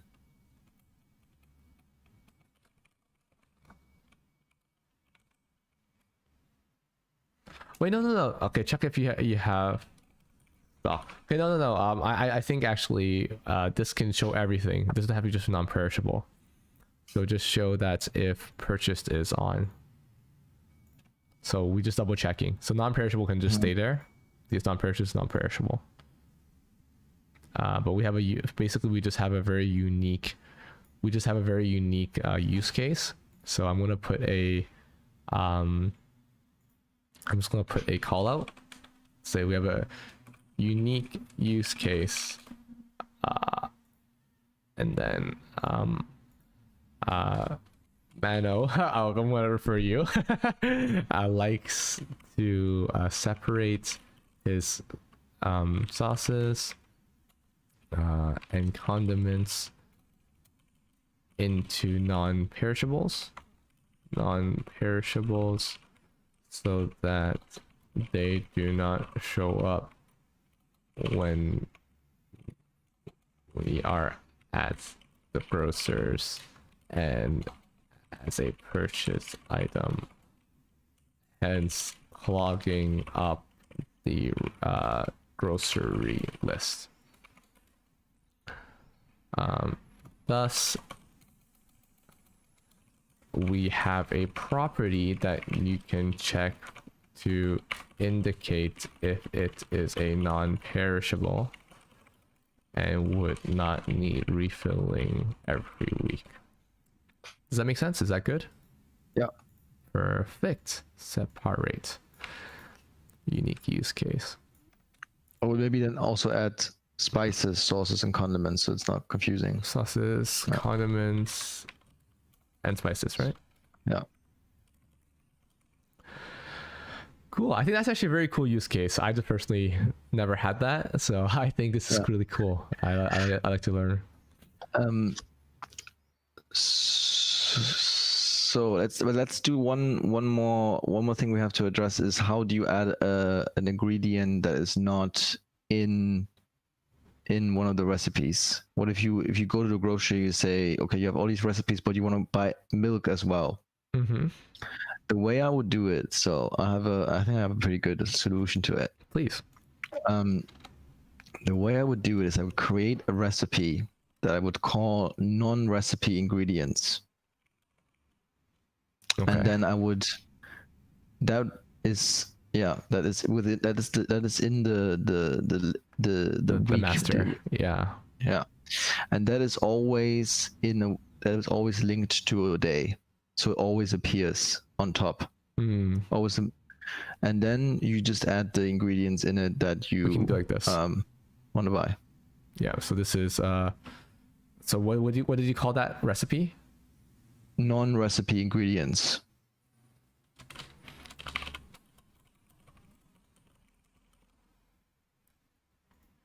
Yeah, so I made it into the ad hoc. I do non-recipe ingredients. I'll also filter out. So I'm gonna say if name is not non-recipe ingredients. So then that doesn't show up there either. But basically we can just add the ingredients here now, like this. Mm-hmm. And you can just show that everything's like that. Now the issue is that it still shows up like this. I don't know. Yeah, that's good. That's good because you wanted to.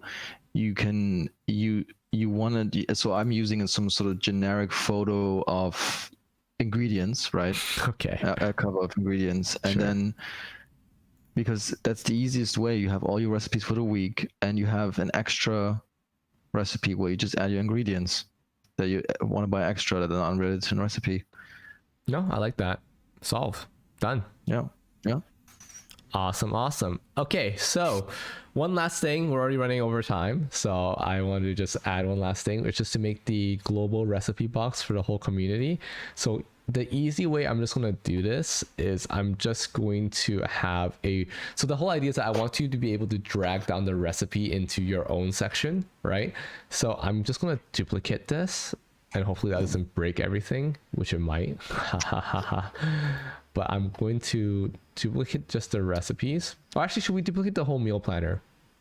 I am thinking maybe I'll duplicate the whole meal planner so that I can pull a version into the community and then make that our community. Okay, actually, you know what? I'll put that off stream. Don't worry too much about it. But basically from now on, you'll see a section called COIX3 recipes.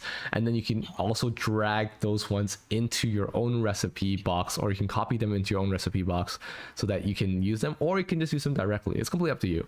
But the whole idea is that we can then all add to a global recipe box, which will then show up in your recipes as well, in case that you want to be inspired somehow, you want to see other people's recipes, and that can all come together. All right. But let's summarize what we built today, because I think we built a lot of cool stuff, and I want to make sure that we talk about like how it all works in one final go, especially for the highlight video. So let me delete all the different star things that were here that helped us indicate that we were working on them in progress.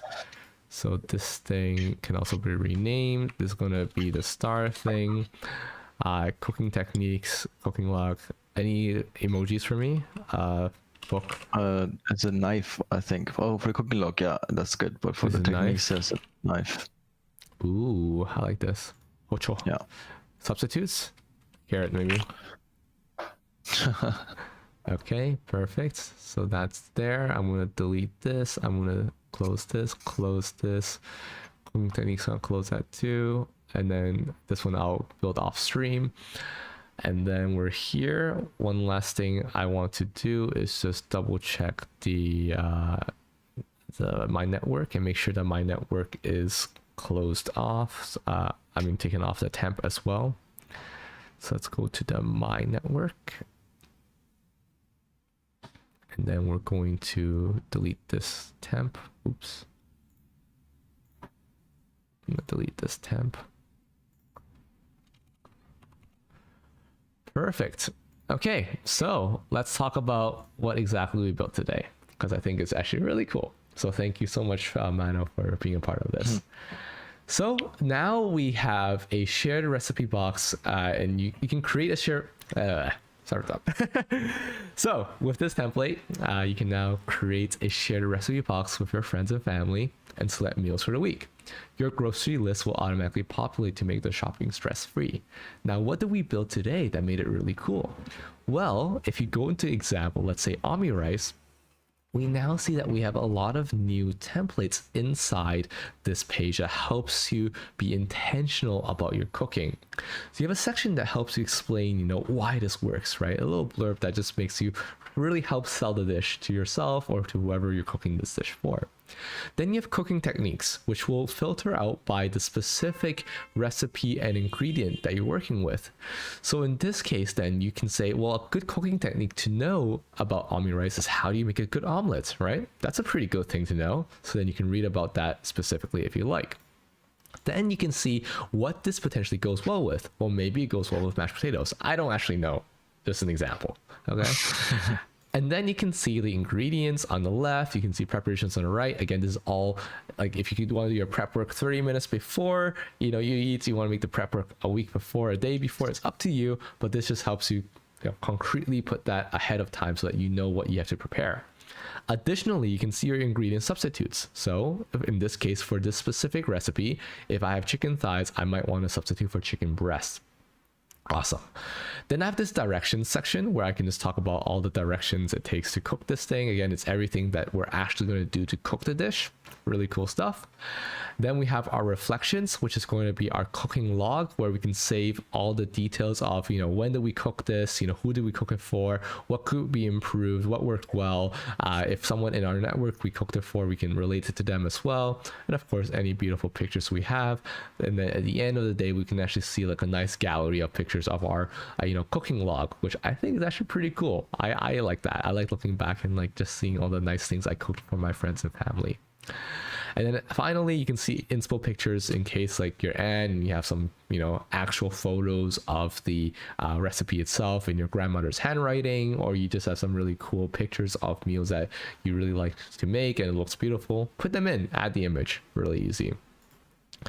Now, the next thing is that we have this week where you can select meals for the week. You can either choose multiple meals for the same day, or as I suggested to some of our viewers, you can do Sunday morning as an entry, Sunday midday as another entry, Sunday dinner as an entry, and you can have 21 entries instead of 7. Another really cool thing that was added here today was Mano shared that we can add an ad hoc day, which basically is just we can put something like non-recipe ingredients, so we can buy extra stuff at the grocers even if they aren't part of our meals to eat for the week. Another thing I'd add here actually is we have another tag that we can add. So let's add the type, because I think that's actually pretty important as well. So we'll roll up. We're actually going to roll up the meals. We're going to roll up the type here, and we're going to show original. So basically, we're also going to show the type. So if it's going to be breakfast, it's going to be, lunch, dinner, whatever, this type can also show up, and that makes it really easy to sort and filter. You can add that on your own time. Another thing that is really cool here now is that when I'm out there to get ready to shop for my week, whether it be on a Sunday, Monday, whatever your shopping grocery day is, it might be 2 days a week, if you have a lot of kids at home. But basically you can see that these are all the recipes you're going to cook this week. And actually it makes pretty beautiful. You can share that with friends and family. You can be like, hey, hey kids, hey husband, hey wife, these are all the things that we're going to eat this week. Does you guys have any votes? Do you vote yes? Do you vote no? Yes or no, right? Very cool. Then you can check if you have stock at home. So you can see, okay, these are all the things I purchased recently. Do I still have enough of those? And are they going to last until Friday, Saturday, Thursday, whatever the dates it might be that I need to actually make this thing? So that's pretty cool. You want to add something? No. Oh, okay. I had a breath. Cool. So then finally, we can also check the grocers, right? Now that we make sure that, hey, the things that we purchased, we did actually have at home. And now we can go into grocers and we say, okay, what else we need to buy? Cheddar cheese, milk, etc., etc. And I can actually hide this property. But basically, I can go and say, hey, these are all the things that we need to buy. And we're very intentional about what we're buying, and we're very clear, and we know exactly, hey, we're going to go to this aisle, fruits and produce, we're going to buy ginger, onions, and strawberries, potatoes, garlic, and we're going to get out of there. We don't need to worry about anything else. We don't need to be attracted by all the shiny marketing around that latest cabbage that they're shipped in from Japan, whatever. Like, usually I get distracted at grocery stores, so this has been helpful for me to be like, hey, this is what I need, get in, get out, be fast and efficient with my time. So that's the whole thing. I'm so glad you guys are here for this live stream. Really, thank you so much for being here, Mano. I really appreciate your time today and helping out with this amazing build. Like we said, it's been a long time coming. We've been talking about this for a few months now. And Mano, you've been an inspiration to me for this. And I hope that this new build helps you out as well. And any final thoughts you want to share with the community before you go? Yeah, I'm really glad we worked it out, and it looks really good. I think we did a great job, and it fits in. I think it fits in great with the rest of your system and the system that we build as a community. Being intentional is the motto here as well, and so I think we did a great job. Yeah, I know, and man, so much credit to you. Thank you so much for being the inspiration and working through all this. Guys, if you want to get the template yourself, we'll be releasing this template for free for everybody. It's going to be part of the Be Intentional free templates. So there's a link in the description. Probably be updated in around like a few hours, so do hold off on clicking that link, but just make sure you do click that link so you get it. You're on the email list for that. But also, if you guys are on the L control system or you are on the Be Intentional series, this template will be included in your template package, so don't worry about that. And of course, if you want to learn and just build, feel free to watch the video. I think there's a lot to learn. We taught a lot of cool tricks, a lot of cool hacks. So don't forget to do that. And have a wonderful rest of your day. It's very late for Mano. I think it's around 4 a.m. for him now. So thank you so much for being here for us. Really appreciate his time. It's my midday. I'm going to go off and have my weekend. But you guys take care and enjoy the start of your weekend. Please take care, guys. Bye-bye.